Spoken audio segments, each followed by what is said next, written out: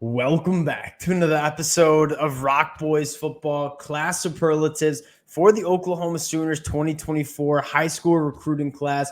This is a very fun practice to kind of take a bird's eye approach of the new players that Oklahoma has coming in their 2024 class, and it gives me an opportunity to highlight some of the players that might be flying a little bit under the radar in this 2024 class.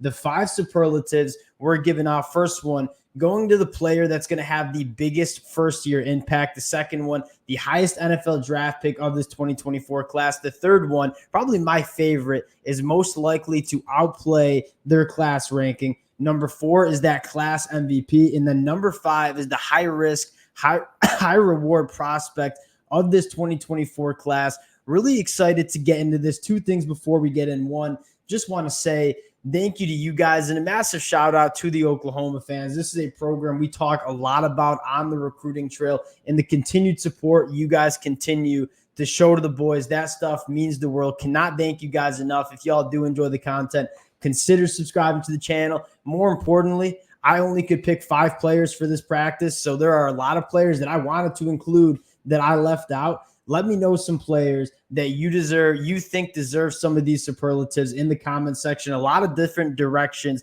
you could go with some of these awards. So would love to hear from you guys in the comment section. And without further ado, let's get into this one. And I want to go to the player that I think has the highest potential to have a year 1 impact for this Oklahoma Sooners team.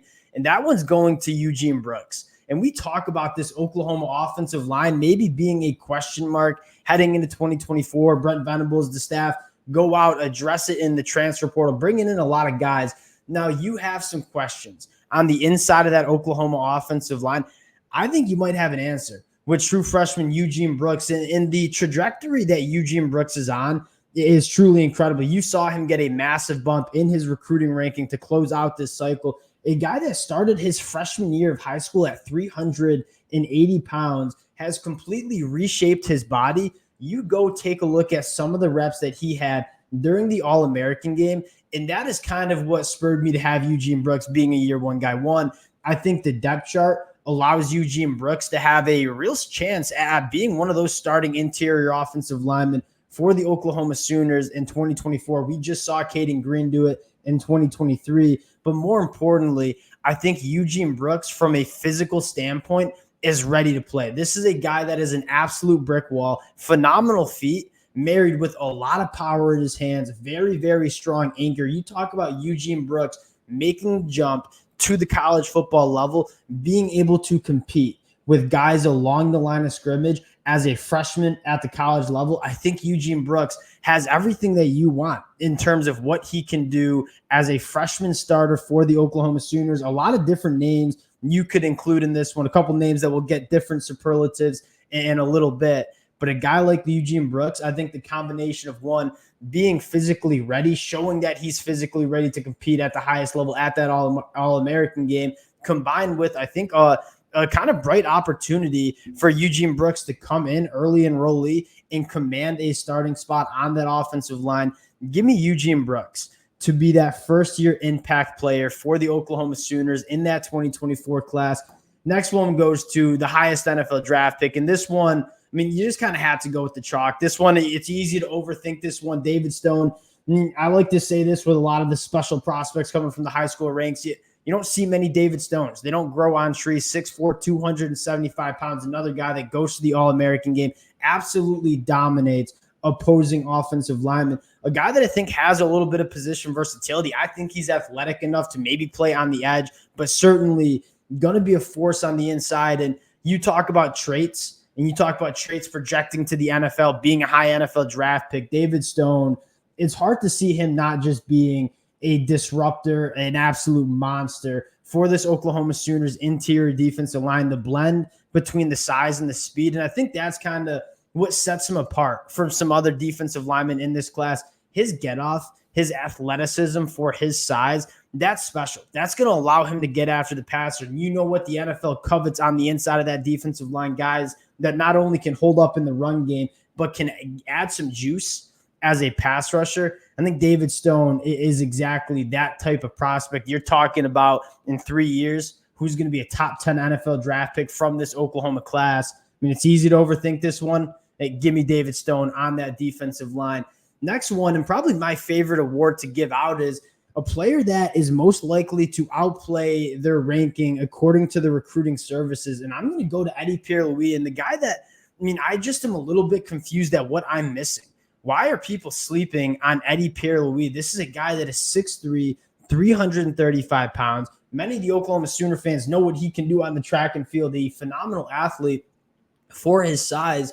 You look at Eddie Pierluigi, yeah, maybe not a year one guy, a little bit raw, but has all those traits to be a multi-year starter for the Oklahoma Sooners on the inside of that offensive line. And I think I particularly love the fit. I mean, you like to pull a lot of these offensive linemen. Eddie Pierluigi working up to the second level, using his athleticism to get to that play side. And I think he checks a lot of those boxes. But at the end of the day, this is a guy that is kind of a physical freak. He's a bully out on the field. You're talking about a guy that might not be in the top 200 national rankings, that is probably going to be a multi-year starter for the Oklahoma Sooners during his time at Norman. I'm probably going to take Eddie Pierluigi there. Again, a couple other names that I wanted to include here, but I think Eddie Pierluigi for me certainly takes the cake on this one. Next one, we're going to class MVP. And this one I kind of defined as, I mean, when you look 3 to 4 years down the road, what player has a massive impact on this Oklahoma team winning football games over the next couple of years?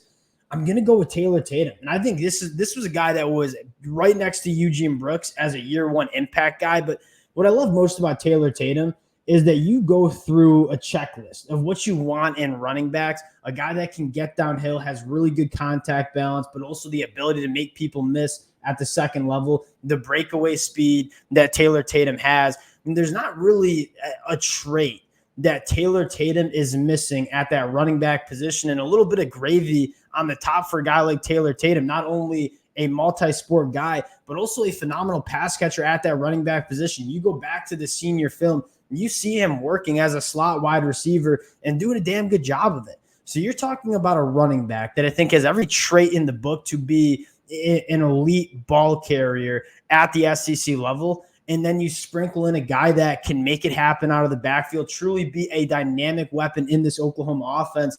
I think I'm going to go with Taylor Tatum. This is a guy that I think is probably going to be a 1,000-yard rusher, probably going to be a guy that's catching for a couple hundred yards during his career at Oklahoma. And most importantly, an offensive weapon for this Oklahoma program. Taylor Tatum, class MVP. You look 4 years down the road, you point to a guy that is making plays, helping Oklahoma win a lot of football games.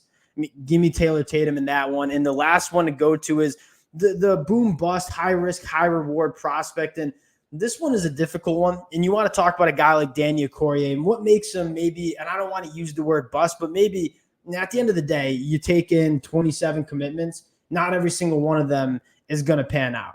And a guy like Daniel Cory has an extremely high upside, right? We'll start with that. 6'4", 241 pounds. You turn on the film, you do a little background reading. The physical traits are absolutely off the chart with Daniel Cory. And that's kind of what you're going on in terms of the evaluation. Now, where does that, I don't want to say bust potential, but where does that potential of maybe him not working out at Oklahoma play in is you're not really projecting the football player that much because you don't really know what he is, right? Not playing at a very high level at the high school ranks. You saw him, I mean, physically dominate against much inferior competition. So that makes the evaluation, that makes the projection maybe a little bit more confusing in terms of what he's going to be at the college football level. There's certainly a potential that he doesn't translate, but at the end of the day, the edge rusher position, I'm going to bet on traits every single time, right? And you saw a lot of other Power 5 programs in Daniel Cory's commitment or recruitment, and for good reason, right? 6'4", 241 pounds, twitched up. He's got the length. He's got every physical trait that you want in terms of an elite pass rusher at the college football level. Now you just got to put it together. And so if Daniel Cory puts it together, you're getting a potential all-conference edge rusher at the next level. But again, a little bit of potential in terms of maybe not putting it together as well.